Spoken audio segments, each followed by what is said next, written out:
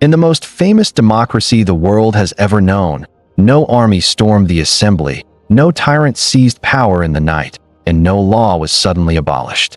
The citizens kept voting. The speeches continued. The court stayed open. And yet, quietly, almost politely, democracy stopped working. You might think Athens lost its democracy because of defeat in war or foreign pressure. But the truth is more unsettling.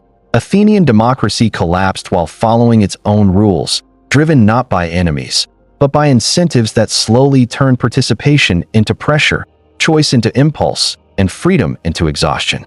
This matters because Athens is not a warning about tyranny imposed from above. It is a warning about democracy collapsing from within, when success, empire, mass participation, and constant decision-making begin to corrode the very judgment they depend on. Picture the Knicks at dawn. Stone seats warming under the sun. Citizens gathering, talking, arguing, laughing. No soldiers. No fear. Just voices. Thousands of them. Each vote legal. Each speech permitted. Each decision binding. And beneath it all, a system straining under the weight of its own activity. So, before we start unraveling this, take a moment to like the video and subscribe, but only if you genuinely enjoy what I do here. And I want you to comment below. Can a democracy destroy itself without anyone breaking the rules? Now, let's step into the past and see how the machinery of this world actually worked. Athens did not collapse when it was weak. It began to collapse when it was winning. By the early 5th century BCE, Athens had achieved something extraordinary. It had repelled invasion, rebuilt its city, expanded its navy, and transformed itself from a regional power into the dominant force of the Aegean. Tribute flowed in. Allies deferred. The city was confident, wealthy, and politically energized. And this is where the problem began. Democracy thrives on engagement, but it survives on restraint. Athens mastered the first and quietly lost the second. You might assume that democratic systems fail when citizens stop participating, when apathy spreads, when power concentrates in a few hands. Athens shows the opposite danger. What happens when participation becomes constant, when decision-making never rests, and when success convinces a population that judgment no longer needs limits? Victory changed the emotional temperature of the city. Before empire, democracy was cautious. Decisions carried immediate consequences. Mistakes were felt quickly. War threatened survival. Poverty limited ambition. Debate mattered because error was costly. After empire, consequences were delayed. Tribute paid for mistakes. Allies absorbed risk. Naval power insulated the city. The assembly could afford to be bold, impulsive, even reckless, because the system no longer punished error immediately. Democracy did not become corrupt overnight. It became confident. Confidence is dangerous in systems built on collective judgment. Athens now ruled others while claiming equality at home. This contradiction mattered more than ideology. Empire introduced hierarchy into a political system that defined itself by sameness. Citizens remained equal to one another, but not to those they governed. The psychological effect was subtle but profound. Power without accountability breeds entitlement. Citizens grew accustomed to deciding the fate of others without bearing proportional cost. Tribute insulated them. Naval dominance protected them. Distance softened responsibility. Over time, this shifted how decisions were made, not consciously, but structurally. The assembly met frequently, more frequently than before. Issues multiplied. War, finance, justice, alliances, punishment, rewards, all decided by mass vote. Participation was celebrated. Absence was criticized. Citizenship became performative. Democracy turned from a framework into a constant activity. This is where the silent collapse begins. Decision-making, when uninterrupted, stops being reflective. Urgency replaces deliberation. Momentum replaces caution. The assembly became a place where speed mattered more than coherence, and emotional alignment mattered more than long-term planning. This did not feel like decline. It felt like empowerment. Notice what changed in tone, not structure. The laws still existed. Procedures remained. Votes were counted. Courts functioned. Nothing illegal occurred. But the emotional incentive shifted. Being persuasive mattered more than being accurate. Being immediate mattered more than being right. Being aligned with the crowd mattered more than being cautious. This is the pivot. You might think democracy fails when people stop caring. In Athens, it failed because people cared too much, too often, and all at once. without institutional breaks to slow collective impulse. Success accelerated this process. Each victory reinforced the belief that the system worked because it was democratic, not because conditions were favorable. Wealth, naval supremacy, and imperial tribute were interpreted as proof of democratic superiority. Caution began to look like doubt. Doubt began to look like disloyalty. And loyalty, in a democracy at war, becomes moralized. Now consider the human experience of the average citizen. Athenian democracy demanded time, attendance at the assembly, service on juries, participation in votes, debate, judgment. This was empowering, but also exhausting. The system assumed that citizens could repeatedly evaluate complex issues involving finance, strategy, law, and diplomacy with sustained clarity. That assumption was unrealistic. As participation increased, attention thinned, decisions compressed, subtlety was lost, emotional cues replaced careful analysis. Rhetoric became more efficient than reason because it required less cognitive effort from a tired crowd. This is not a moral failure. It is a structural one. Democracy asked more of its citizens than human psychology could reliably provide over long periods without rest or mediation. Earlier, elite institutions had filtered decisions. Democracy removed those filters by design. This worked when stakes were limited and scale was small. It strained when Athens ruled an empire and fought constant wars. The city had built a system optimized for intensity, not for duration. Intensity feels like vitality. Duration requires patience. Athens chose intensity. Now layer war on top of this. War demands unity. Unity suppresses dissent. Suppressed dissent reduces informational diversity. Reduced diversity increases error. Error demands correction. Correction under pressure demands blame. This is how democratic energy turns inward. The assembly began to seek certainty where none existed. Votes swung rapidly. Strategies reversed. Leaders were praised and punished with equal speed. Decision-making became reactive, not strategic. But again, nothing illegal happened. This is what makes the collapse silent. Athens did not abandon democracy. It overused it. Every problem became a vote. Every failure demanded immediate judgment. Every emotion found a procedural outlet. The system never paused long enough to absorb its own consequences. Success masked the cost. As long as money flowed in, ships sailed, and enemies remained at bay, the strain was invisible. Democracy looked vibrant. Participation was high. Speech was free. Power was shared. But beneath that surface, something was eroding. Judgment requires distance. Distance was disappearing. Athens had built a democracy that assumed citizens could be permanently engaged, permanently rational, and permanently informed. That assumption held briefly, under extraordinary conditions. It could not hold indefinitely. The silent collapse begins here, not with corruption, not with betrayal, not with force, but with a system that confuses motion with wisdom and participation with judgment. Athens did not yet know it was in danger. It thought it was at its peak. At first, paying citizens to participate in democracy looked like fairness. It looked like inclusion. It looked like the removal of barriers that had quietly favored the wealthy for generations, because before payment existed, only those with leisure could afford to sit in assemblies, serve on juries, and spend entire days debating policy rather than earning a living. Payment promised to correct that imbalance. And in the short term, it did. Poorer citizens appeared in greater numbers. Attendance rose. Participation widened. Democracy felt fuller, louder, more representative of the city as a whole. This reform was celebrated as moral progress, and in many ways, it was. But incentives reshape behavior in ways intentions rarely anticipate. Once political participation became paid, it ceased to be only a civic duty and slowly became a source of income, which meant that democracy was no longer just something citizens did because they cared about the city, but something they depended on economically, even if only marginally, even if only unconsciously. This distinction matters. A citizen who participates out of obligation behaves differently from a citizen who participates out of dependence. Obligation allows distance. Dependence compresses judgment. Over time, political life in Athens began to absorb people not just as voters, but as regular participants whose daily routines now included civic institutions as economic supports. Jury service, assembly attendance, public offices, all paid modestly, but reliably. began to anchor daily life for many citizens. Democracy became not just a system of governance, but a labor market. This changed the emotional relationship between citizens and the state. When participation is voluntary, disengagement is possible. When participation is paid, disengagement feels like loss. Absence now carried opportunity cost. Missing an assembly meant missing income.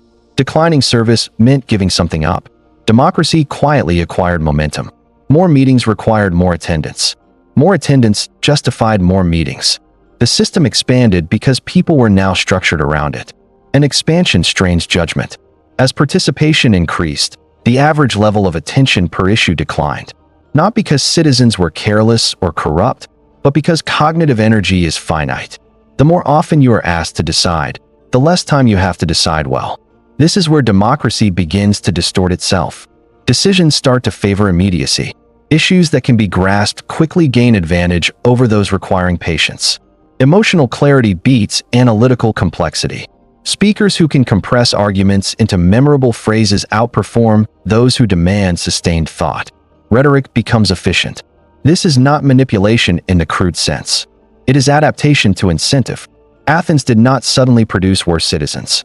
It produced citizens responding rationally to a system that asked them to be constantly present, constantly deciding, constantly engaged, without giving them tools to slow the pace.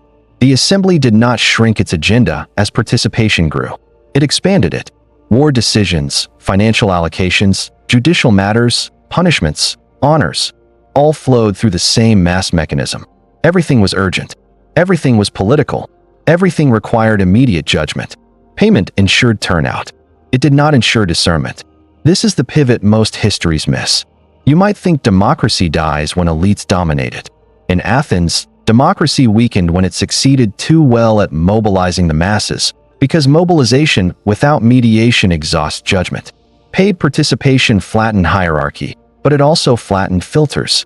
Earlier systems had relied on informal barriers, education, leisure, reputation, to slow decision-making. Democracy deliberately removed those barriers. Payment completed that removal. What remained was a system that treated every issue as equally legible to everyone at all times. That assumption is unsustainable. The human cost was subtle but real. Citizens became tired, not physically exhausted, but cognitively strained. Repeated exposure to complex decisions without resolution produces impatience. Impatience reduces tolerance for nuance. Nuance feels like delay. Delay feels like weakness. Weakness becomes unacceptable in a democracy that sees itself as powerful. So the crowd learned to prefer certainty over caution. This preference reshaped political incentives. Leaders who offered clear, emotionally satisfying answers gained influence. Those who urged restraint, complexity, or delay struggled to hold attention. Over time, the system rewarded decisiveness over accuracy, confidence over doubt, alignment over reflection. Again, nothing illegal happened. Votes were cast. Procedures followed. Payment was lawful. Participation was genuine. But democracy began to accelerate beyond the capacity of judgment to keep pace. The paradox is sharp. Payment was introduced to make democracy more equal. It succeeded. But by doing so, it also made democracy more constant, more demanding, and more psychologically taxing than it had ever been before, turning civic life into a continuous process rather than a deliberative one. Continuous systems degrade. They overheat. They lose sensitivity. And when sensitivity is lost, mistakes no longer feel distinct. They blur into momentum. Athens began to experience this blur. Policies changed rapidly. Leaders rose and fell quickly. Reversals became common. Accountability became reactive rather than strategic.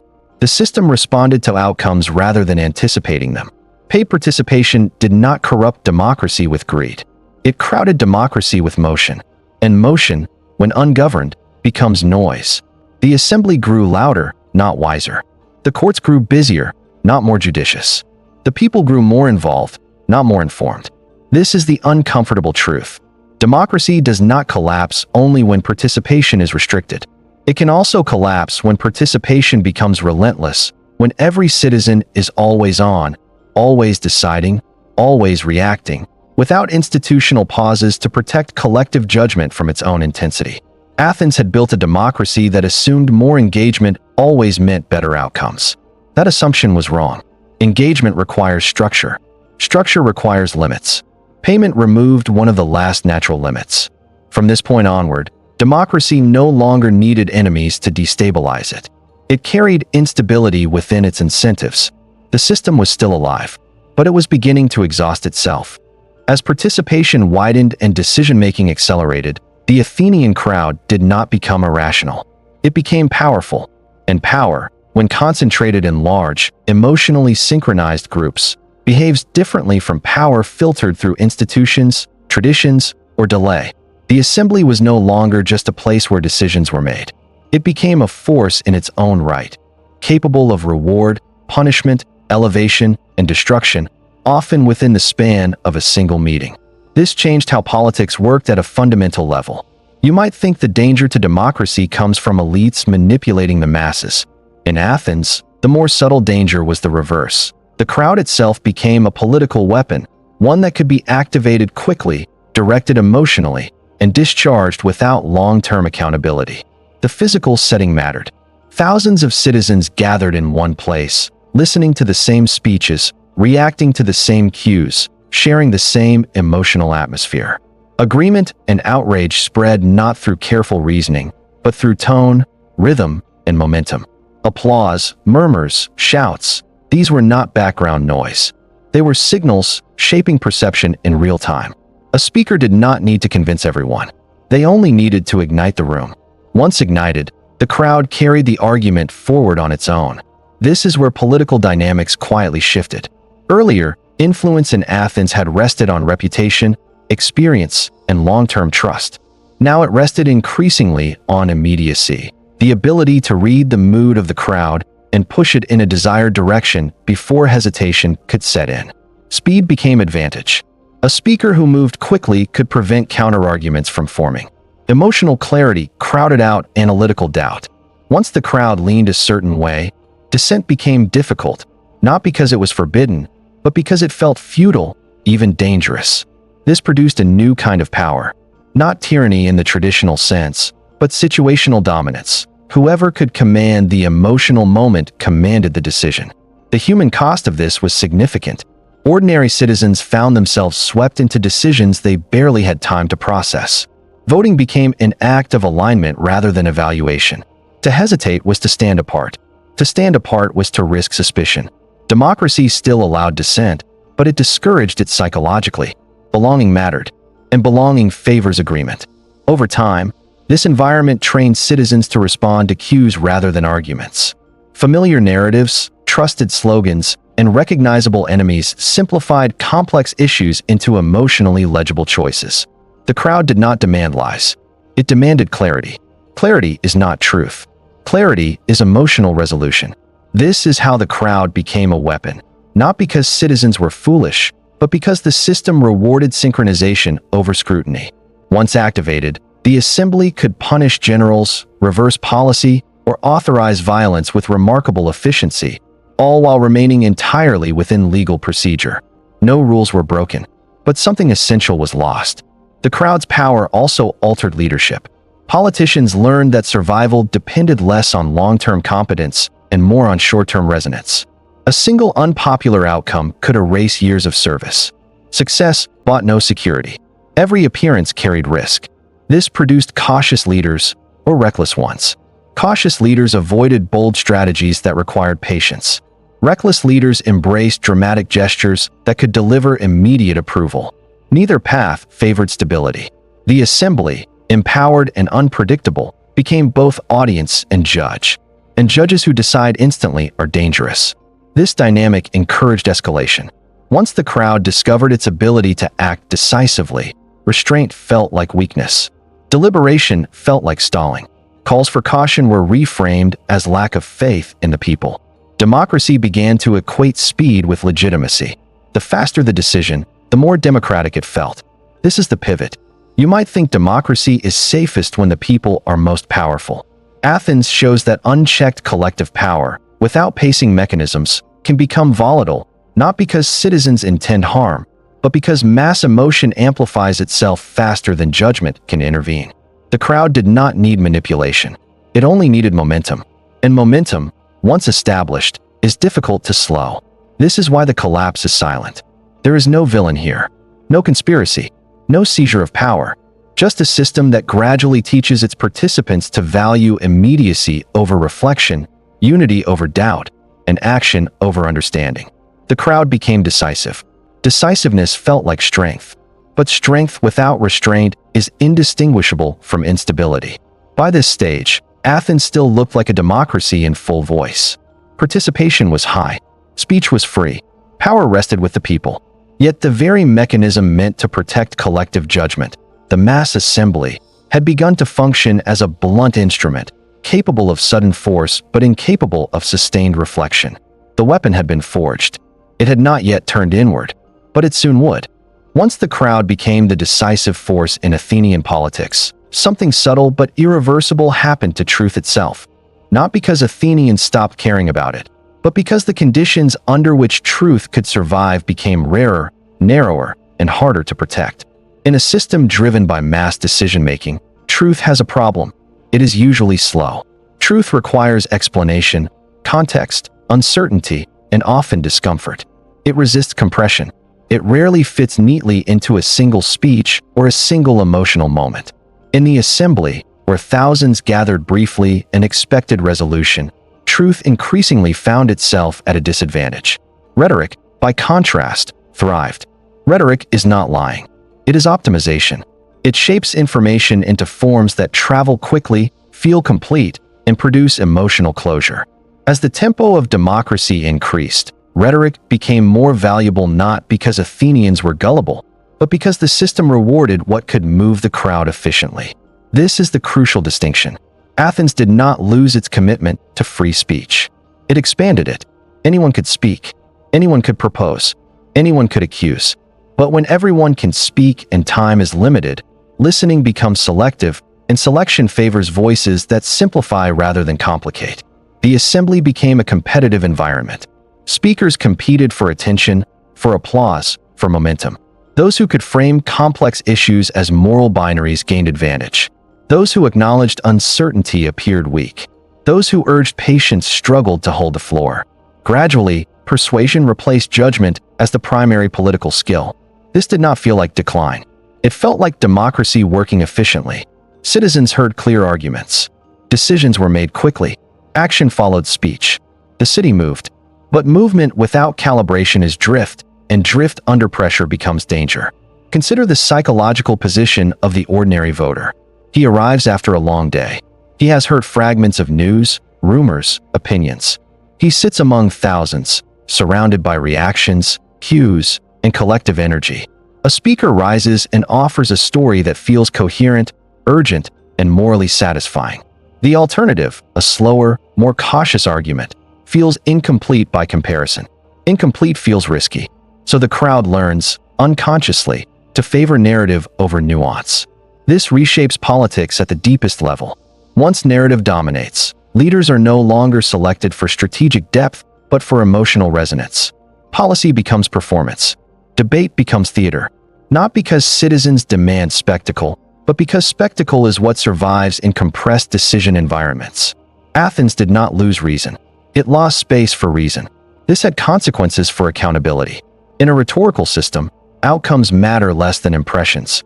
A failed policy can be reframed. A disastrous decision can be blamed on execution. Leaders learn to survive by managing perception rather than planning effectively. This does not eliminate accountability. It distorts it. Punishment becomes emotional rather than strategic. Leaders are punished for losing favor, not necessarily for making poor decisions. This creates a politics of fear, fear of the crowd's mood rather than fear of long-term consequences. Fear changes behavior. Generals hesitate to act decisively if failure might provoke public anger. Politicians avoid unpopular truths. Difficult reforms are postponed. Short-term approval becomes safer than long-term stability. This is how rhetoric quietly replaces judgment. The system still votes. The system still debates. The system still punishes failure. But it does so on the basis of how things feel, not how they function. Again, nothing illegal occurs. The laws are followed. Procedures respected. Speech remains free. Yet the center of gravity shifts. Decision-making becomes more reactive, more emotional, and more vulnerable to swings in collective mood. Athens did not fall into demagoguery overnight. It slid into it through incentives. As democracy demanded constant engagement, those who mastered emotional economy rose. Those who demanded reflection faded. This was not conspiracy. It was selection pressure. Over time, the assembly became more confident and less careful. The ability to persuade large crowds became indistinguishable from leadership itself. Authority no longer rested on foresight or experience, but on performance under pressure. This is where democracy's strength becomes its weakness. Open speech assumes that truth will compete fairly, but fair competition requires time, attention, and patience. When these are scarce, the most efficient message wins, not the most accurate one. Athens did not suppress truth. It outpaced it. And once truth falls behind, policy follows emotion. The crowd still believed in democracy. Leaders still believed in the people. The system still believed in itself. What it no longer did was slow down long enough to notice that persuasion had become more important than understanding, and that once this shift takes hold, even sincere participants can steer a system toward disaster while believing they are acting freely.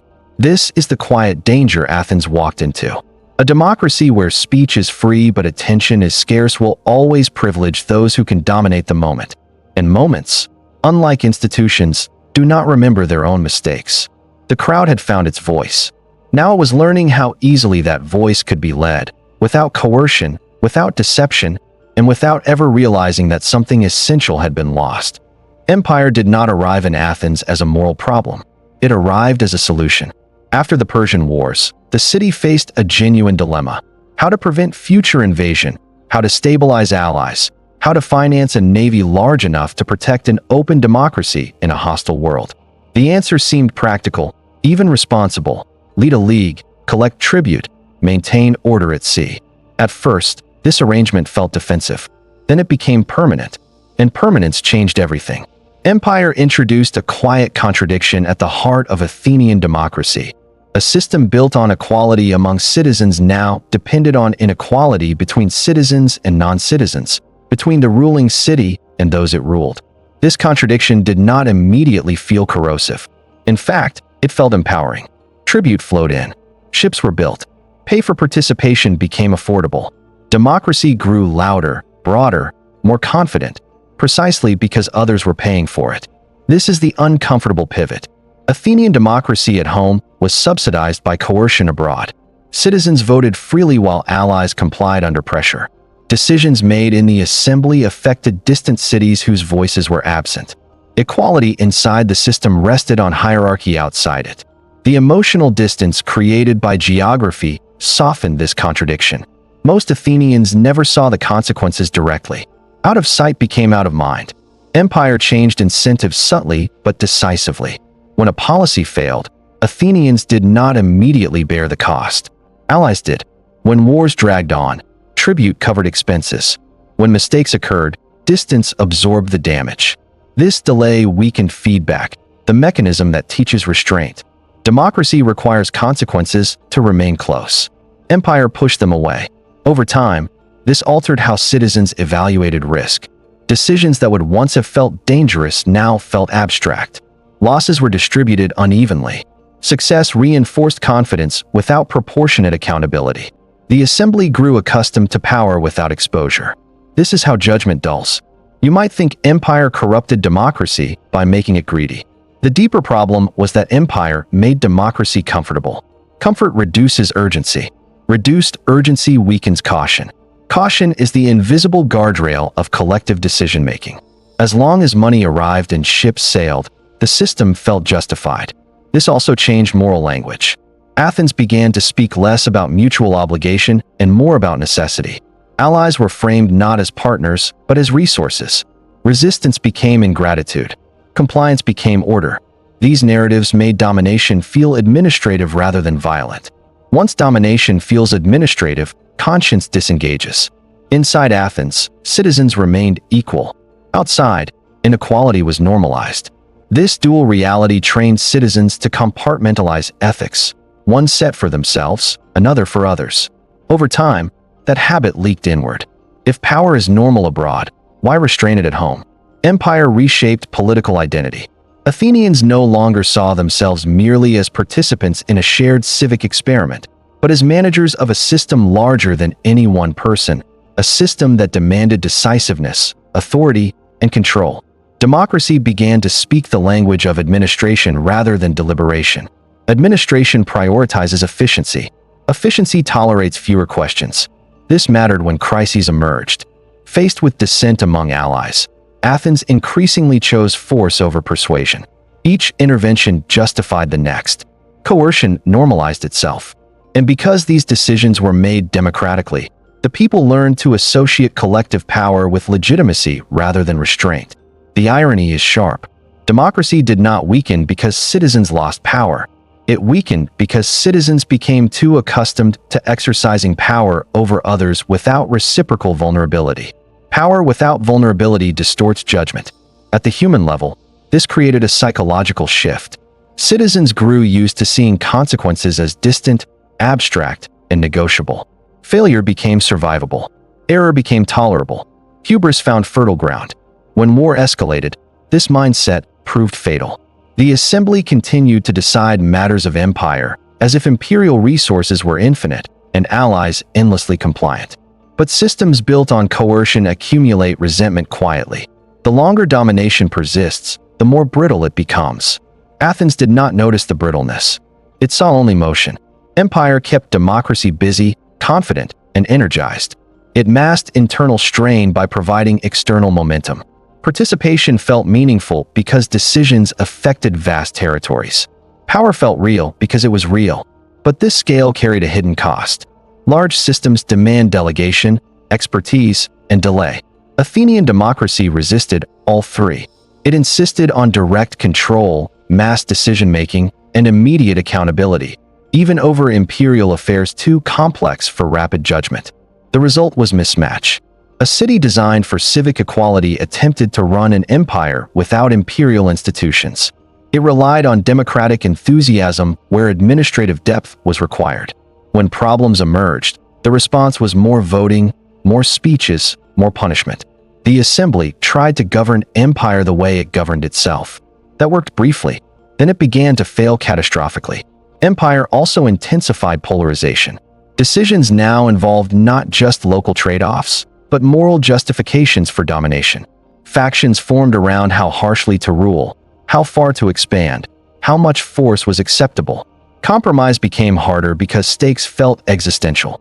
Democracy thrives on compromise. Empire thrives on decisiveness. Athens tried to do both at once. This tension accelerated the silent collapse. The city still believed in equality, but only among citizens. It still believed in freedom, but only internally. It still believed in justice, but selectively. These partial beliefs weakened the coherence of democratic norms. Once norms fragment, procedure alone cannot hold a system together. Empire did not overthrow democracy. It retrained it. It taught citizens to associate success with dominance, to equate motion with strength, and to accept delayed consequences as manageable. When those consequences eventually arrived, military disaster, economic strain, internal division, the habits formed under empire left Athens poorly equipped to respond. The system had learned to act, not to restrain. And restraint is what democracy needs most when power is greatest. Athens did not fall because it ruled others. It fell because ruling others changed how it ruled itself. The Athenian assembly did not lack intelligence. What it lacked, increasingly, was the ability to say no. This was not because Athenians became reckless or irrational, but because the structure of democratic decision-making, once stretched across empire, war, and constant participation, slowly erased the political value of refusal, turning restraint into something that looked suspiciously like weakness, hesitation, or even betrayal. In theory, the assembly was sovereign. In practice, it became reactive. Every proposal arrived framed as urgent. Every delay was portrayed as dangerous. Every call for caution was measured against the fear of lost momentum, lost prestige, lost allies, or lost authority. The question was no longer whether a decision was wise, but whether not deciding would cost more than deciding badly. And that is a dangerous place for any democracy to live. You might think democratic systems fail when leaders seize too much power. Athens shows a different failure mode, when leaders are afraid of power, afraid to slow it, channel it, or deny it, because they know the crowd will not forgive hesitation. This fear reshaped political incentives. Proposals were framed as inevitable rather than debatable. Once a policy was described as necessary, opposing it required courage few possessed, because necessity collapses moral space. You do not argue with necessity. You submit to it. Over time, the assembly learned to mistake urgency for reality. War intensified this pattern. In wartime, decisions feel existential. Delays appear fatal. Nuance sounds indulgent. Athens lived under almost continuous military pressure, and war taught citizens to value action above all else. Even peace proposals were judged by whether they preserved momentum rather than whether they preserved stability. This is the pivot. Democracy requires the capacity to refuse action, to endure discomfort, uncertainty, and criticism in the service of long-term judgment. Athens slowly lost that capacity because every institutional incentive pushed in the opposite direction. The assembly became a place where saying yes felt safe and saying no felt dangerous. Consider how proposals were presented. Speakers rarely asked whether Athens should act. They asked whether Athens could afford not to act. This framing collapses debate before it begins. It shifts responsibility away from the proposer and onto the refuser. If action leads to failure, blame can be shared. If refusal leads to imagined disaster, blame is singular. Nobody wants to be singularly blamed in a crowd. So votes leaned toward action, even when doubts were widespread, even when outcomes were uncertain, even when the costs were obvious to anyone willing to think beyond the moment. Collective doubt rarely translated into collective restraint, because restraint required coordination, and coordination required trust that others would also hold back. That trust was eroding. As factionalism grew, restraint began to look politically naive. If one faction held back, another would push forward. Better to act now than be outmaneuvered later. Better to commit than to hesitate. This logic does not need corruption to operate. It only needs competition. Democracy had become competitive not just between policies, but between tempos. Faster factions gained advantage. Slower ones were accused of obstruction. Over time, speed itself became a political virtue. Speed, however, is indifferent to consequences. This is why Athens found itself authorizing campaigns it could not sustain, punishments it later regretted, and strategies that contradicted one another in rapid succession. The assembly was not inconsistent because it lacked principles. It was inconsistent because it lacked pause. Pause is where strategy lives. Without pause, democracy becomes a sequence of reactions. Now consider the human experience of this system. An ordinary citizen sits through debates that feel endless yet unresolved. He hears confident speakers assert necessity with certainty. He senses the crowd leaning. He knows that hesitation will not stop the decision. It will only isolate him. So he aligns, even if uneasily. Alignment becomes habit. Habit becomes norm. Norm becomes expectation. Soon, the idea that the assembly might not act begins to feel unnatural. A meeting without a decisive outcome feels like failure.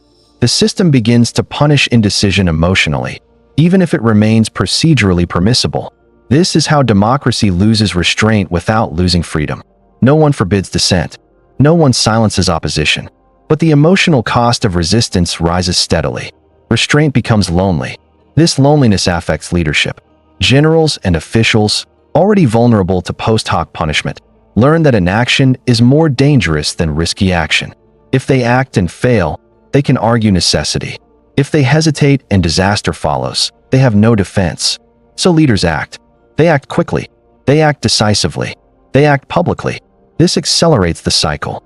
The assembly rewards decisiveness, punishes caution, and retroactively judges outcomes as moral failures rather than strategic risks. Leaders respond by narrowing their range of options to those that promise immediate clarity, even if that clarity is illusory. The system becomes allergic to ambiguity. But ambiguity is where wisdom often lives. By this stage, Athens still believed deeply in democratic sovereignty. The people ruled. Votes mattered. Speech was open. Yet the structure of incentives had tilted so far toward action that democracy began to resemble a machine that could not idle. Every system that cannot idle eventually overheats. The assembly could mobilize resources, armies, and punishments with extraordinary speed. What it could no longer do was absorb uncertainty without reacting to it. Every shock demanded response. Every rumor demanded debate. Every setback demanded blame. The city lived in a permanent state of political alertness. Alertness feels like engagement. It is not the same as judgment. This is where democratic exhaustion begins to turn into democratic fragility. A system that cannot say no cannot set limits. A system without limits cannot distinguish between essential action and performative motion. And once that distinction collapses, democracy begins to confuse activity with control. Athens was still choosing freely. It was simply choosing too often, too quickly, and without the institutional breathing room required to protect collective intelligence from its own momentum. The collapse remained silent. No one seized power. No laws were abolished. No constitution was suspended. But the capacity for restraint, the quiet, uncelebrated virtue that keeps democratic power from consuming itself, had been worn away by success, war, empire, and constant participation. The assembly could still decide anything. It just could not stop itself from deciding everything. And that is how a democracy begins to lose the one power it needs most, the power to wait. War did not interrupt Athenian democracy. It sustained it. This is the part that feels counterintuitive because we are used to thinking of war as the moment when democracies suspend themselves, restrict freedoms, centralize power, and silence dissent. Yet in Athens, the opposite occurred. War kept democracy activated, mobilized, emotionally unified, and politically relevant long after peace might have forced it to slow down and confront its own contradictions. From the beginning, war provided democracy with purpose. It gave the assembly urgency, offered clear moral narratives, and transformed political participation into a matter of survival rather than preference. Citizens were not simply voting on policy, they were voting on fate. Every debate carried the language of existential threat, which made participation feel necessary and hesitation feel dangerous. War solved a democratic problem. It eliminated boredom. In peacetime, citizens might have questioned why they needed to attend endless meetings, judge complex cases, or decide distant matters. War removed that question entirely. Democracy became meaningful because it felt indispensable. The system stayed energized because it was constantly under pressure. Pressure, however, is not neutral. Pressure simplifies choices. Under sustained military threat, complexity becomes suspect. Nuance feels indulgent. Long-term thinking competes poorly with immediate security.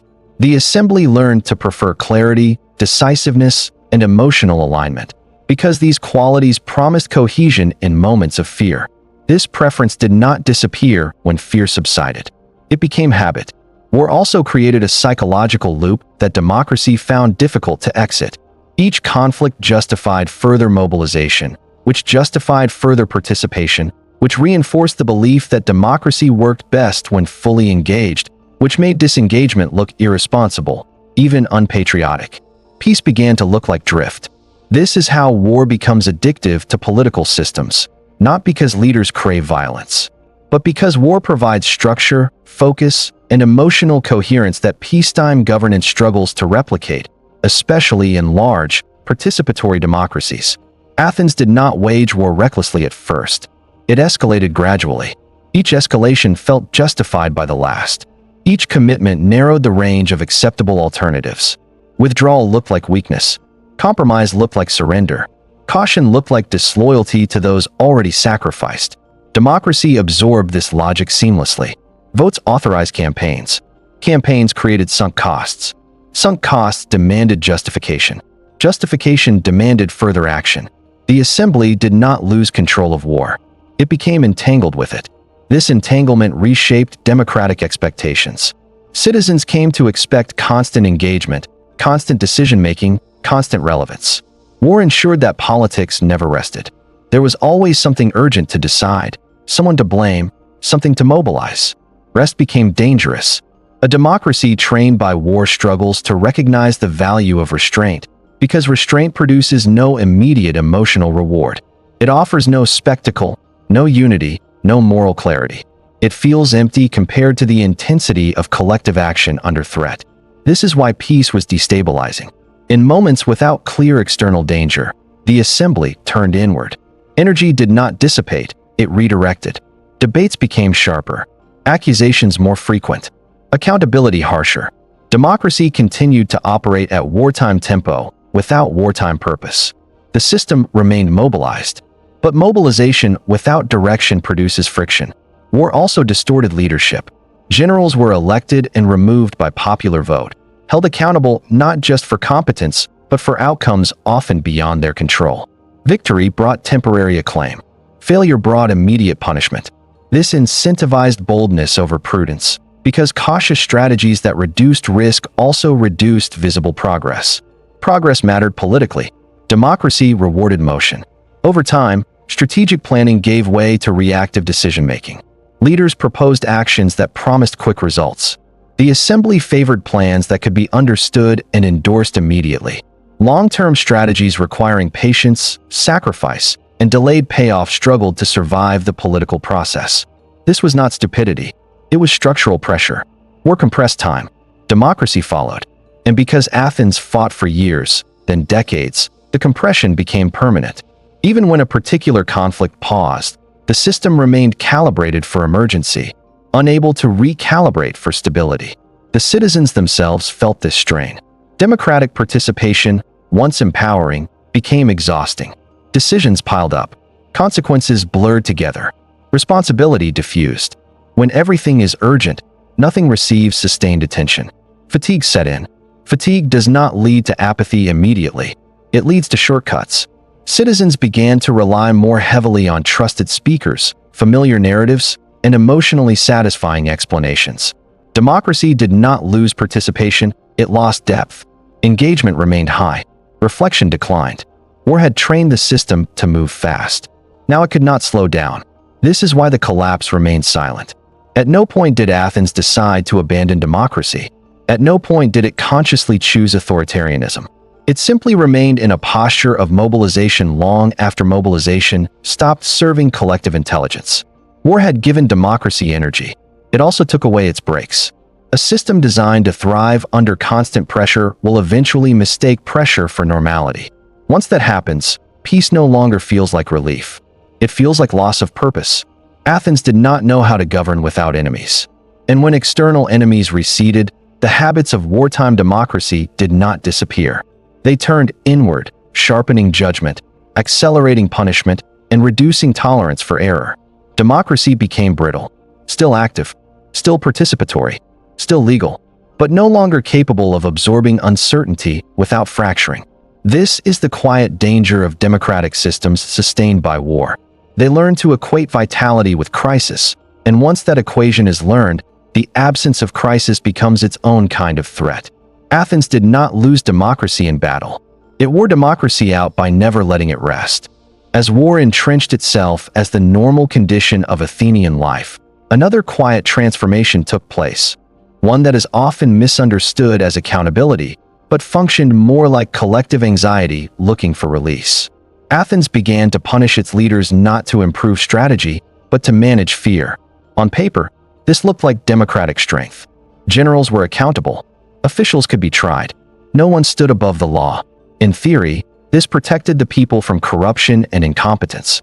In practice, it produced a politics of retrospective blame.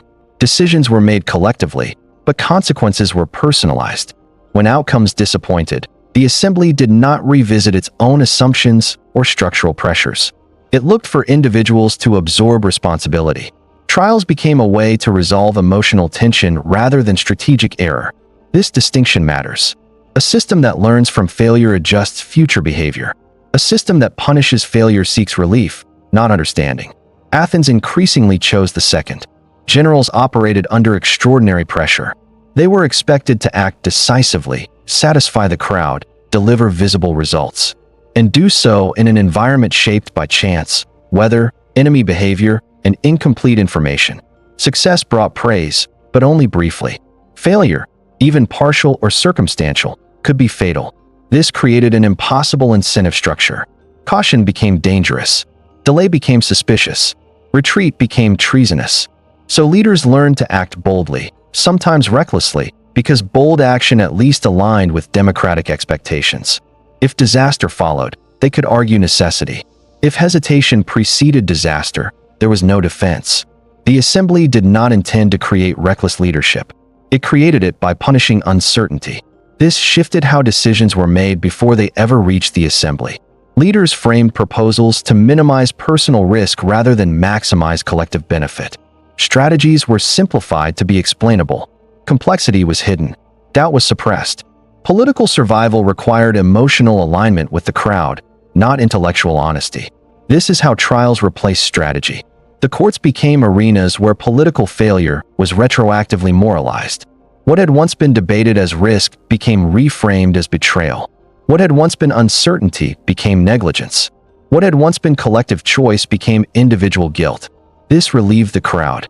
Punishment restored a sense of control, but it did nothing to correct underlying problems. In fact, it made them worse. By focusing blame on individuals, Athens avoided confronting systemic exhaustion, imperial overreach, incentive distortion, and decision fatigue. Each trial discharged anger without producing insight. Each execution or exile closed a chapter emotionally while leaving the structural story unchanged. This is why the cycle repeated.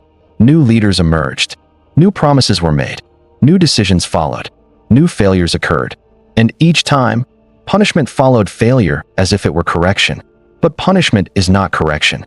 Correction requires slowing down, admitting uncertainty, and redesigning processes. Athens did the opposite. It sped up, intensified scrutiny, and narrowed tolerance for error. Democracy became fragile under judgment. The crowd wanted results, certainty, and vindication. Leaders learned to provide narratives rather than strategies. And because the system still functioned legally, still voted, still judged, still punished, it felt morally active even as its capacity to govern intelligently declined. This is a crucial psychological shift. Citizens felt empowered because they could punish. They mistook the ability to destroy leaders for the ability to correct policy. Accountability became performative, visible, dramatic, emotionally satisfying. Learning is quieter. Learning requires patience with failure. Athens lost patience. This loss was not accidental. It was trained by years of war, empire, and constant decision-making, which compressed time and heightened emotion until tolerance for ambiguity disappeared. A democracy that cannot tolerate ambiguity cannot plan. It can only react, and reaction seeks targets. The courts provided them. The irony is sharp. Athens prided itself on the rule of law, and the law did function. Procedures were followed. Votes were counted. Verdicts delivered. But law became a means of emotional regulation rather than institutional learning. Justice was confused with closure. Closure feels like resolution. It is not the same thing. As this pattern deepened, leadership quality declined, not because Athenians lacked capable individuals, but because the environment selected against them. Those who understood complexity hesitated to lead. Those who enjoyed risk and performance stepped forward. The system filtered itself. By the time Athens faced its most serious challenges, it was led not by its most thoughtful citizens, but by those best adapted to surviving mass judgment under pressure. This is not degeneration of character. It is evolution under incentive. Democracy was still alive. It was still loud. It was still empowered. But it had lost one of its most important capacities, the ability to fail slowly, reflect deeply, and adapt honestly. Every failure now demanded immediate moral accounting. Every setback required a culprit. The system could not pause long enough to ask whether its own structure was part of the problem. So it never asked. Instead, it judged, and judged again, and again, until judgment itself became the substitute for governance. This is how democracies can die without violence. Not because they stop choosing, but because they turn choice into punishment rather than learning and exhaust their future in the process. Athens was not overthrown. It was judged to death, one decision at a time, by a system that still believed it was exercising freedom, even as that freedom narrowed into reaction, blame, and fear. As punishment replaced strategy and reaction replaced reflection, Athens entered a phase that felt, to its citizens, like moral seriousness, but functioned, in practice, as a slow erosion of foresight, because the city had begun to govern not by asking what would work, but by asking who would be blamed if it did not. This is the point at which democracy lost its relationship with time. Earlier, political decisions had been made with at least some awareness of duration, of seasons, campaigns, alliances, and consequences that unfolded slowly. Now, time collapsed inward. The present moment dominated everything. What mattered most was not whether a policy would succeed over years, but whether it would satisfy the emotional and political demands of the current assembly. This produced what can only be called the tyranny of the moment. Each meeting became its own universe, governed by the mood, fears, and expectations of those present. Long-term plans struggled to survive contact with short-term anxiety. Strategies that required patience were undermined by the next wave of speeches, accusations, or news from the front. Democracy did not stop thinking. It stopped remembering. Memory is what connects decisions across time. Without it, each vote feels isolated, each error feels unique, and each punishment feels corrective, even when the pattern is repeating itself. Athens retained records, laws, and procedures, but it lost continuity of judgment. The assembly remembered outcomes. It forgot processes. This distinction is crucial. When outcomes dominate memory, failure feels personal rather than systemic. The city asked who failed, not how the failure emerged from the structure of decision-making itself. Leaders were punished. Policies were reversed. Yet the conditions that produced those failures remained untouched. Reversal replaced learning. Learning requires admitting that yesterday's decision was reasonable given what was known at the time. Reversal allows the illusion that the decision was always wrong and that punishment corrects it. This illusion protects the crowd from confronting its own role. Athens chose illusion. The effect on political culture was corrosive. Citizens grew accustomed to rapid swings. Enthusiasm followed by outrage, confidence followed by regret, praise followed by condemnation. Emotional volatility became normal. Stability began to feel suspicious, even dishonest, as if calm signaled complacency. This volatility made coherent strategy nearly impossible. Strategy depends on consistency. It requires committing to a course of action despite temporary setbacks. Athens increasingly lacked the psychological patience for that. Every setback triggered reassessment. Every reassessment triggered blame. Every blame demanded action. The city began to chase resolution rather than coherence. Now consider the human experience inside this system. A citizen participates sincerely. He votes, listens, argues, judges. He sees policies fail. He feels responsible, but not individually accountable. The system offers him relief. Someone else can be punished. Once punishment occurs, tension releases. The next decision feels fresh, unburdened by the past. This cycle is emotionally efficient. It is politically destructive because it trains citizens to experience politics as a series of emotional resets rather than a cumulative process.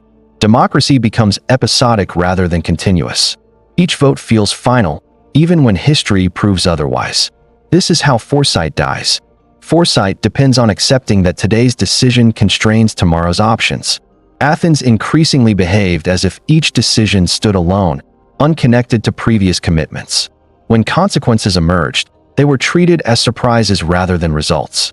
Surprise breeds urgency. Urgency breeds speed. Speed kills judgment. The irony is painful. Athens had more information, more debate, and more participation than any society before it. Yet it struggled increasingly to act wisely. Because wisdom requires not just information and voice, but temporal discipline. The ability to think across time rather than inside moments. Temporal discipline had been eroded by war, empire, payment for participation, rhetorical competition, and constant judgment. The system had trained itself to respond quickly, loudly, and decisively. It had not trained itself to wait. This is why democracy's collapse feels invisible. No one wakes up one day and announces that foresight is gone. It disappears gradually, replaced by confidence and immediacy. Decisions feel powerful. Participation feels meaningful. Punishment feels corrective. Only later does it become clear that the future has been quietly mortgaged to the present. Athens continued to decide. It continued to vote. It continued to judge. But it increasingly did so without the capacity to bind its present actions to a coherent vision of what came next. The city had not lost freedom. It had lost continuity. And continuity is what allows democratic freedom to compound rather than cancel itself out. Without continuity, democracy becomes a series of reactions, each legitimate, each procedural, each sincere, yet collectively incapable of steering the system toward stability. Athens still believed it was governing. In reality, it was responding. Responding to fear. Responding to anger. Responding to disappointment. Always responding. Never settling. This is the quiet threshold. A democracy that cannot remember its own reasoning will eventually stop reasoning altogether, even while continuing to speak, vote, and judge. It will appear active. It will feel empowered. It will remain legal, but it will no longer be capable of choosing a future deliberately. By this stage, Athens had not yet lost democracy. It had lost the ability to aim it. By the time Athens lost the ability to aim its own democracy, the machinery was still fully operational, which is precisely why the danger went unnoticed, because nothing looked broken from the outside, even as the system inside was no longer capable of steering itself toward anything but the immediate present. This is the moment when information overwhelms wisdom. Athens did not suffer from ignorance. On the contrary, it suffered from abundance. News flowed constantly, reports from the front, rumors from allies, accusations in the courts, speeches in the assembly, testimonies, counter-testimonies, revisions, denunciations. Every citizen was surrounded by voices, facts, interpretations, and emotional cues, all demanding attention at once. The problem was not access to information. It was integration. Democratic judgment depends on the ability to integrate information into a coherent picture over time. But integration requires hierarchy. Some facts must matter more than others. Some voices must be trusted more than others. Some delays must be tolerated. Athens resisted all three because hierarchy felt undemocratic, trust felt elitist, and delay felt dangerous. So everything arrived flat. Equal voices, equal urgency, equal weight. This equality felt morally correct. It was cognitively disastrous. When all information is equally loud, the human mind does not become more rational. It becomes selective. And selection, in the absence of trusted filters, defaults to emotion, familiarity, and repetition. Citizens did not stop thinking, they began coping. Coping looks like judgment. It is not the same thing. Citizens learned to rely on shortcuts, trusted speakers, dominant narratives, emotional resonance, collective mood. These shortcuts were not signs of weakness. They were adaptive responses to overload. But they also shifted democratic power away from deliberation and toward amplification. The loudest voices did not always win. The clearest ones did. Clarity, under pressure, beats accuracy. Simplicity beats depth. Confidence beats hesitation. The system selected for these traits naturally, without conspiracy or manipulation, because they reduced cognitive strain in an environment that never slowed down. Athens did not censor information. It drowned in it. This drowning reshaped political outcomes. Complex strategies that required explanation lost ground to simple ones that could be summarized quickly. Policies that acknowledged uncertainty felt unsatisfying. Leaders who admitted limits sounded unprepared. Democracy began to prefer answers that felt complete, even if they were wrong. Wrong answers create action. Incomplete answers create discomfort. The assembly chose action. This is where wisdom quietly exits the system, not because it is rejected, but because it cannot compete at the required speed. Wisdom is slow. It pauses. It revises itself. It tolerates ambiguity. In Athens, ambiguity had become intolerable. Every unresolved question felt like failure. So questions were closed quickly. Now consider the human cost of this environment. An ordinary citizen is asked to judge matters of war, diplomacy, law, finance, punishment, and strategy repeatedly, often with incomplete information and under emotional pressure. He wants to act responsibly. He wants to do what is right. But the system gives him no time to reflect and no tools to synthesize. Responsibility becomes exhausting. Exhaustion does not produce apathy immediately. It produces overconfidence. Overconfidence is easier than uncertainty. It allows decisions without doubt. It restores a sense of control. Athens gradually replaced humility with conviction because conviction felt stabilizing in a world that refused to slow down. This conviction did not come from wisdom. It came from fatigue, and fatigue reshapes morality. Citizens grew less tolerant of dissent, not because they hated disagreement, but because disagreement prolonged decision-making. Prolongation meant more meetings, more debates, more strain. Unity felt like relief. Relief became a political value. Once relief becomes a value, complexity becomes a threat. This is the final distortion. Democracy did not lose information. It lost processing capacity, and systems that exceed their processing capacity do not stop operating.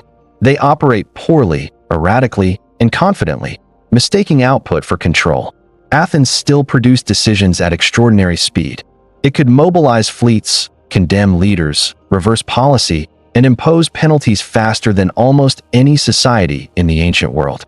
This speed was admired. It was also lethal, because speed left no room for compounding wisdom, only for compounding reactions. By this stage, democracy was no longer collapsing. It had already collapsed functionally. What remained was the shell: participation, procedure, rhetoric, judgment. What had disappeared was the ability to connect present action to future stability through sustained reasoning. Athens did not become authoritarian. It became overstimulated. And overstimulation is one of the few conditions under which free systems can destroy themselves without coercion, because freedom, when exercised constantly without rest, turns into noise rather than choice. The city still believed it was deciding its future. In reality, it was managing its exhaustion. And exhaustion, when mistaken for clarity, produces decisions that feel strong in the moment and disastrous over time. This is the quiet final stage before visible collapse. Not silence, not repression, but a democracy still speaking, still choosing, still judging, no longer capable of hearing itself think. As Athens lost the ability to hear itself think, another transformation unfolded almost unnoticed, because it felt like political maturity rather than decay. Disagreement hardened into identity, and compromise, once the quiet engine of democratic survival, began to look like betrayal. This was not sudden polarization. It was fatigue solidifying into factions. Earlier disagreements in Athens had been fluid. Citizens shifted positions. Alliances changed. Arguments evolved. But as the system grew more exhausted and decisions more frequent, flexibility began to feel costly. Changing one's mind required reopening debates, revisiting blame, and enduring uncertainty again. Certainty was easier, so positions hardened. Citizens and leaders alike began to cluster around simplified interpretations of reality, stories that explained failure, justified sacrifice, and assigned responsibility cleanly. These stories were not lies. They were compressions, ways of reducing cognitive load in a system that no longer allowed time for nuance. Once compressed, they became identities. To belong to a faction was not merely to hold an opinion. It was to share a moral framework that told you who was responsible for decline, who could be trusted, and what kinds of actions were acceptable. These frameworks were emotionally efficient. They reduced doubt. They restored orientation. They also reduced dialogue. Compromise depends on the belief that opponents are mistaken but sincere. Exhausted systems replace that belief with suspicion. If the city is failing, someone must be causing it. And if someone is causing it, persuasion looks insufficient. Athens did not outlaw compromise. It disincentivized it. A leader who attempted to bridge factions risked alienating both sides. A citizen who hesitated appeared uncommitted. In a political environment already strained by war, judgment, and immediacy, ambiguity became intolerable. Ambiguity felt like delay. Delay felt like danger. So democracy learned to sort itself into opposing camps that offered clarity at the cost of flexibility. Once this sorting began, it fed on itself. Each faction interpreted events through its own narrative, reinforcing confidence while deepening division. The assembly still met as one body, but it no longer thought as one. This fragmentation weakened democratic intelligence in a very specific way. Information no longer circulated freely across perspectives. Evidence that challenged factional narratives was discounted, reinterpreted, or ignored, not because citizens were dishonest, but because acknowledging it threatened identity. When identity and judgment merge, revision feels like loss. Democracy relies on revision. Without it, mistakes compound. This is where Athens crossed another invisible threshold. The city still believed disagreement was healthy, and in principle, it was, but disagreement without shared ground does not produce synthesis. It produces stalemate or escalation. Athens increasingly experienced both, often in rapid succession. Escalation replaced persuasion. When persuasion fails, pressure follows. Pressure does not always mean violence. It can mean shaming, accusation, procedural maneuvering, or moral condemnation. These tools remained legal. They were democratic. They were effective. They were also corrosive. Political debate shifted from what should be done to who should be trusted. Once trust erodes, policy becomes secondary. Winning becomes more important than governing. Factional victory feels like survival. This reoriented democratic incentives yet again. Leaders learned that maintaining factional loyalty mattered more than building broad consensus. Proposals were crafted to energize supporters rather than persuade skeptics. Language sharpened. Opponents were framed as dangerous, naive, or malicious. This felt responsible. It felt like defending the city. But defense without dialogue turns inward.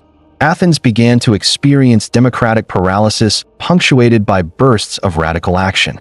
Inaction bred frustration. Frustration demanded resolution. Resolution arrived as decisive votes that satisfied one faction while alienating the other. The system lurched. These lurches did not break procedure. They broke continuity. Policy became erratic. Alliances shifted abruptly. Trust between citizens thinned. Democracy still functioned, but its output grew unstable, less predictable, and more prone to overcorrection. Overcorrection is a symptom of exhausted judgment. It reflects a system that cannot fine-tune because it has lost patience for incremental change. Athens oscillated between extremes not because its citizens were radical by nature, but because moderation required a stability the system no longer possessed. The human cost of this was subtle but profound. Citizens began to experience politics not as collective problem-solving, but as permanent conflict. Participation became emotionally draining. Disagreement felt personal.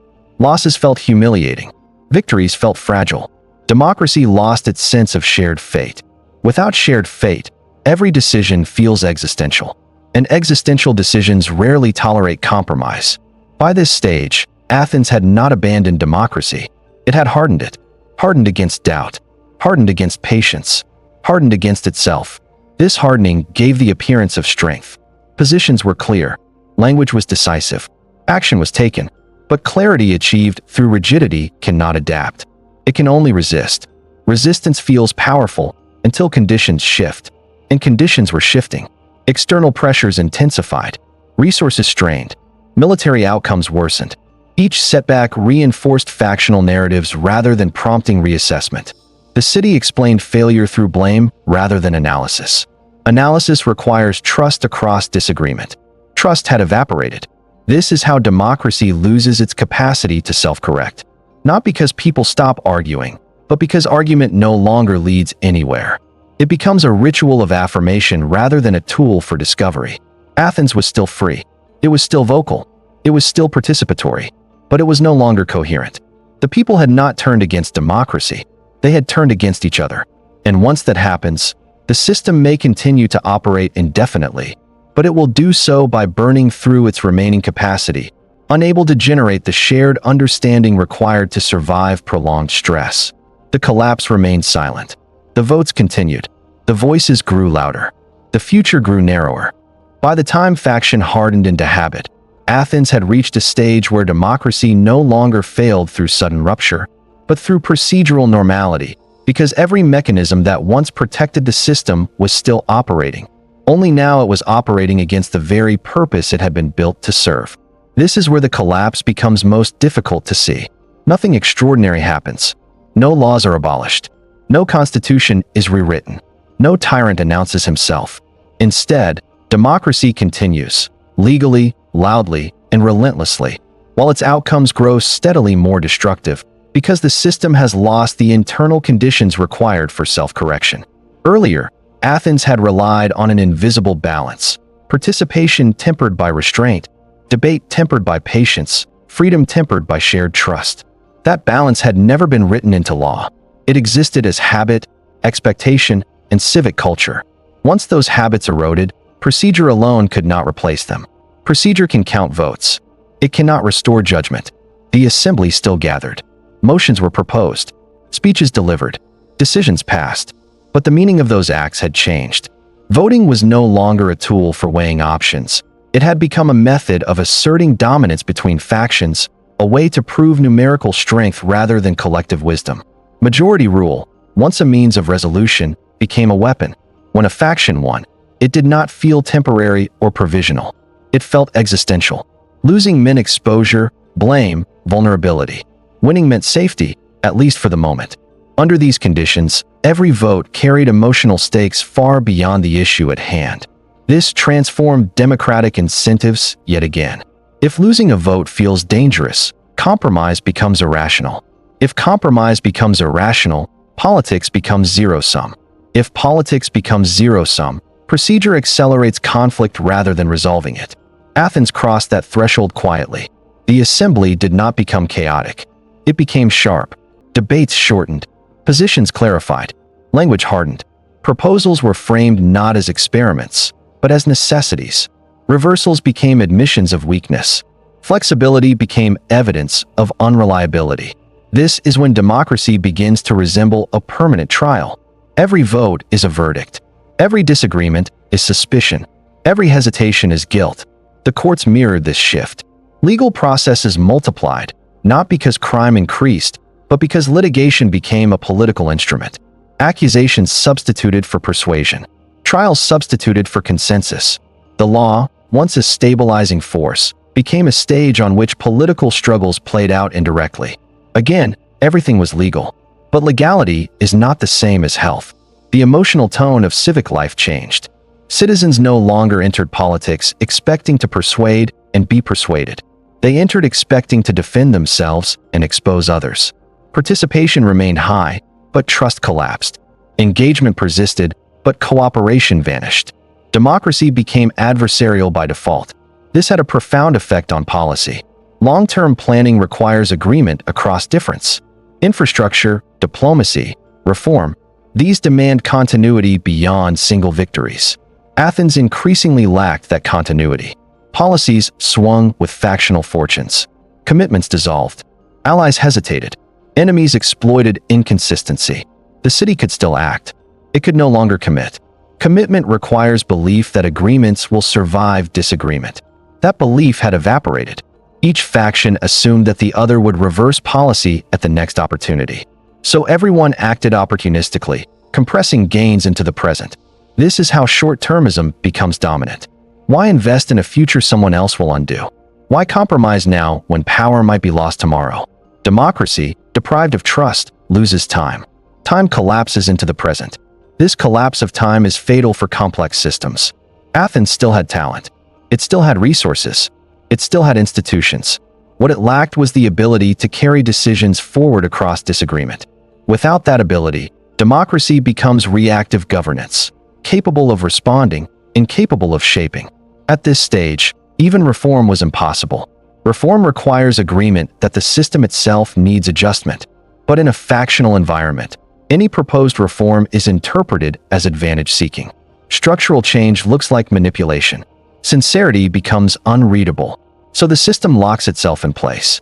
The paradox is cruel.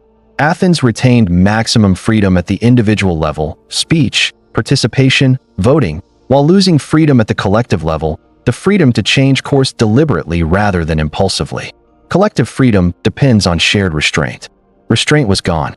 This is why the collapse feels invisible in retrospect. Historians search for coups, tyrants, or decisive defeats. What they find instead is continuity. Assemblies meeting, courts functioning, citizens voting. The failure is not in what disappeared. It is in what no longer worked. Democracy became a machine that could only accelerate conflict because it had lost the cultural brakes that once allowed it to absorb disagreement without turning it into existential struggle. Athens did not abandon its principles. It followed them mechanically after forgetting why they existed. And systems that follow principles without understanding their purpose often produce outcomes opposite to those they were designed to achieve. The city was still democratic. It was simply no longer governable. Not because the people were unfit for freedom, but because freedom without shared limits had turned procedure into pressure and participation into permanent combat. By this point, the collapse was already complete in practice. What remained was only the moment when it would become visible. When democracy finally began to turn against itself in Athens, it did not do so out of hatred for freedom, but out of a desperate attempt to preserve it, because by this stage the people had come to believe, sincerely, that survival required ever stronger assertions of collective power, even when those assertions were directed inward. This is the most tragic phase of the collapse. Not cynicism, not corruption, but self-destruction through conviction. Athenians still believed in popular sovereignty. They still believed that the people, acting together, were the highest authority. What changed was how that authority was used.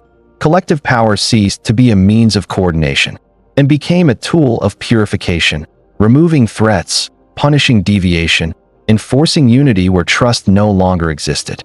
Democracy began to police itself. Earlier, disagreement had been a feature of the system. Now it felt like a risk. When the city was exhausted, divided, and under pressure, difference no longer appeared as contribution, but as danger. The question was no longer who is right, but who is safe, and safety demanded conformity. This is where democratic power becomes paradoxical. The same mechanisms designed to protect freedom, open speech, mass judgment, legal accountability, were now mobilized to narrow acceptable opinion, not through censorship, but through exposure, accusation, and fear of collective punishment. No one was silenced by law. They were silenced by anticipation. Citizens learned which arguments provoked anger, which positions triggered suspicion, which doubts would be interpreted as disloyalty. Speech remained free in theory, but costly in practice. The system did not prohibit dissent. It made dissent psychologically expensive. This is how freedom erodes without repression. The assembly still voted. The courts still judged. The people still ruled. But the emotional range of acceptable thought shrank steadily. The irony is sharp. Athens feared tyranny so deeply that it empowered the collective to act decisively against perceived threats. Yet in doing so, it recreated tyrannical pressure through mass consensus rather than individual domination. The tyrant was no longer a person. It was the moment. A vote, once passed, carried moral finality. Opposition after the fact was not debate, it was defiance. The crowd, already conditioned by years of war, judgment, and faction, interpreted defiance as danger, and danger justified punishment. This logic did not need bad intentions. It only needed fear. The human experience of this stage was deeply disorienting.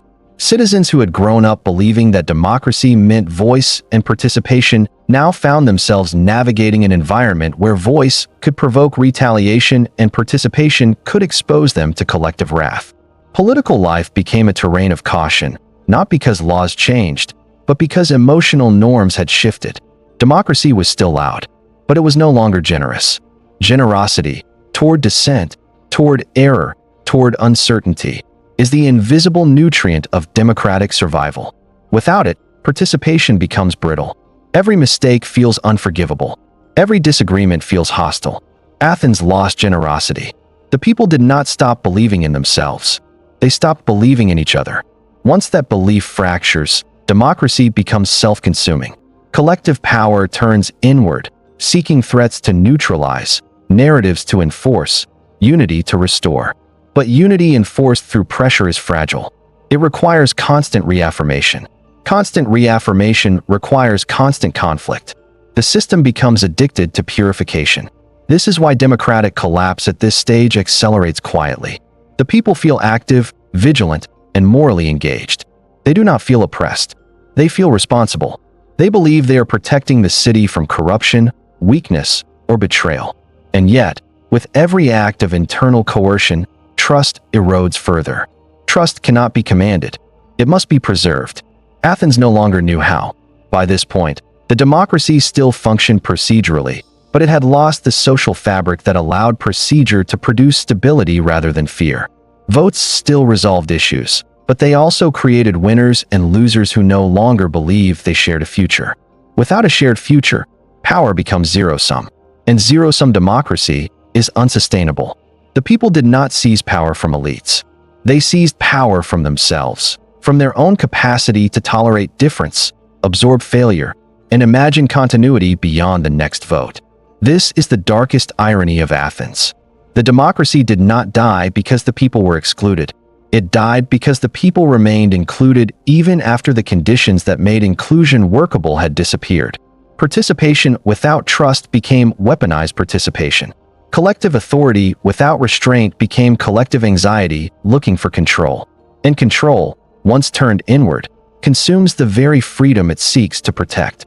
By the end of this stage, The collapse was no longer theoretical.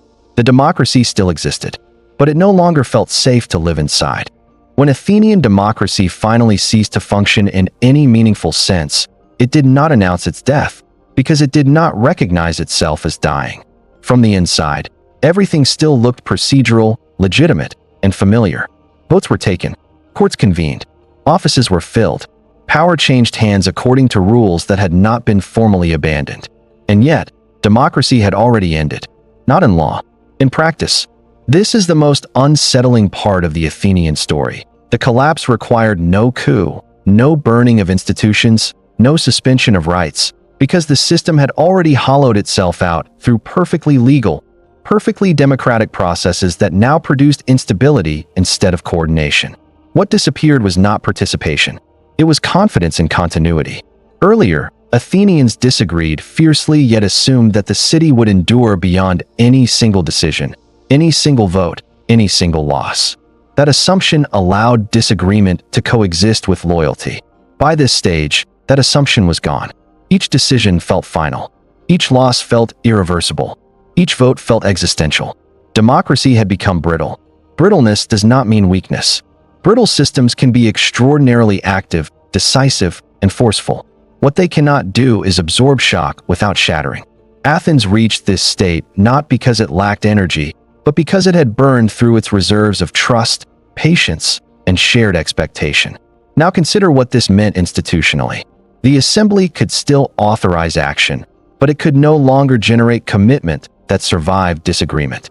The courts could still punish, but punishment no longer restored legitimacy. Leadership could still be chosen, but leaders no longer had the space to lead rather than perform. Every institution functioned. None of them stabilized. This is how democracy can die quietly, when institutions remain intact, but their outputs no longer reinforce one another. Decisions no longer build toward shared goals. Punishments no longer restore confidence.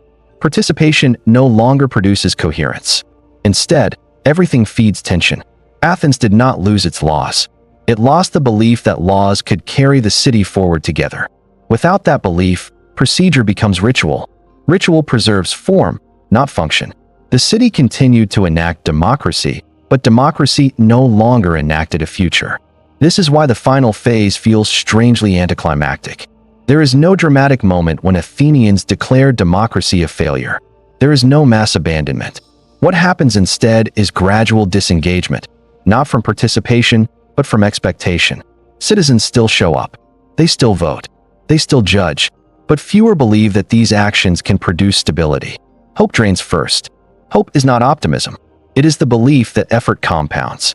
Once that belief fades, action becomes defensive rather than constructive.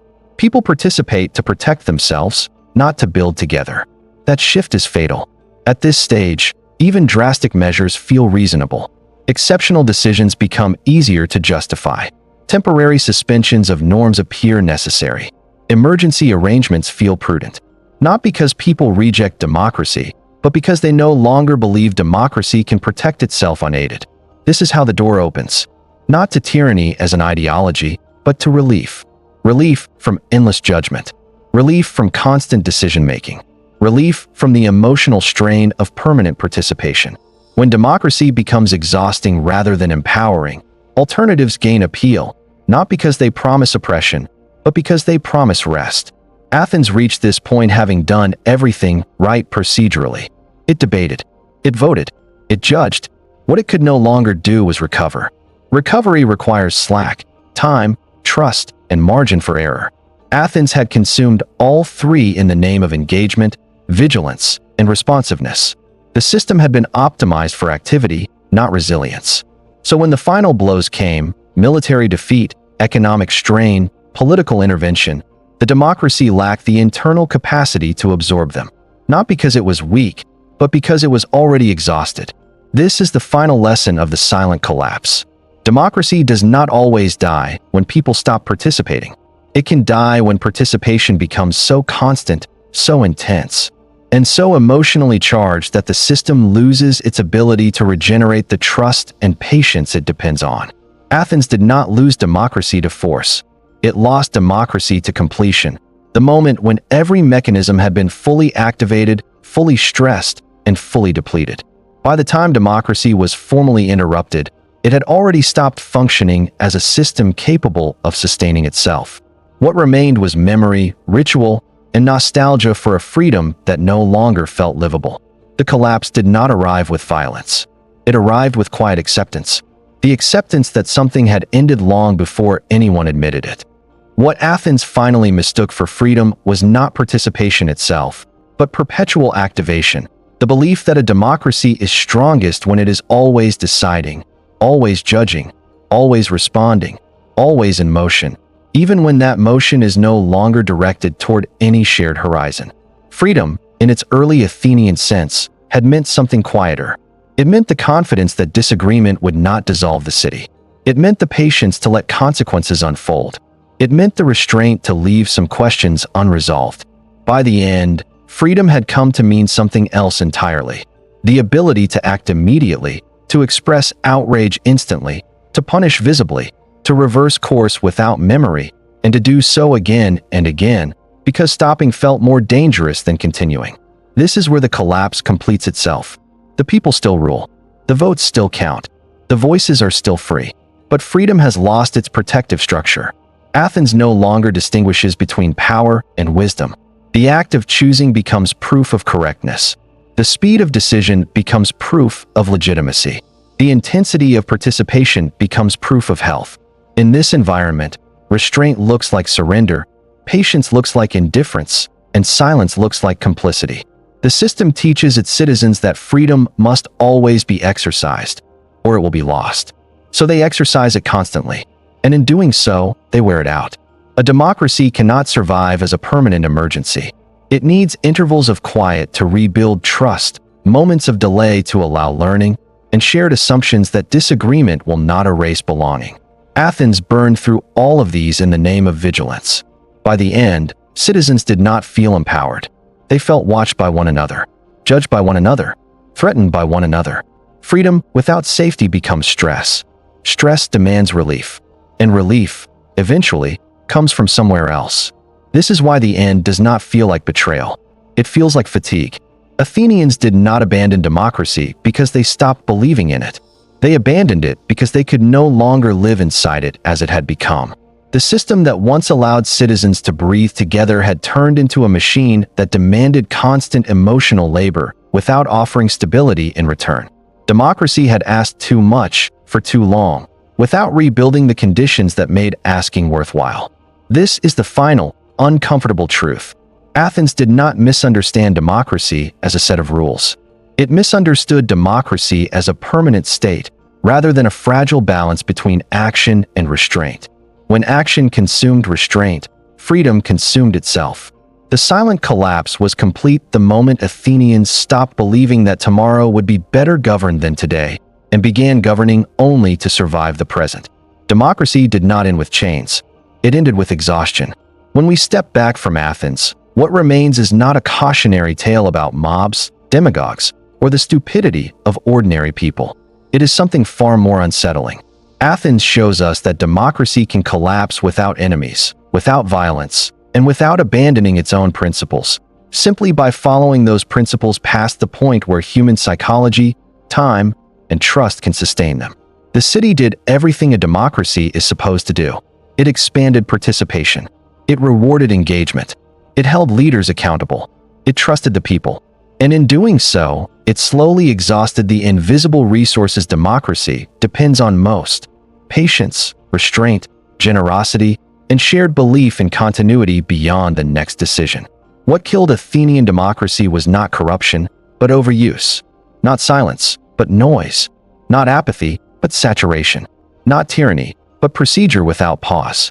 The lesson is not that democracy is fragile because people are irrational. It is fragile because people are finite. Attention is finite. Judgment is finite. Trust is finite. Systems that demand infinite engagement eventually consume the very capacities that make collective self-rule possible. Athens did not lose democracy when it lost a war. It lost democracy when it lost the ability to rest inside freedom without fearing it. And that is the most dangerous moment for any democratic society, when participation no longer feels like power, but like obligation, and when silence no longer feels safe. The collapse was silent because it felt familiar, and that is why it remains relevant.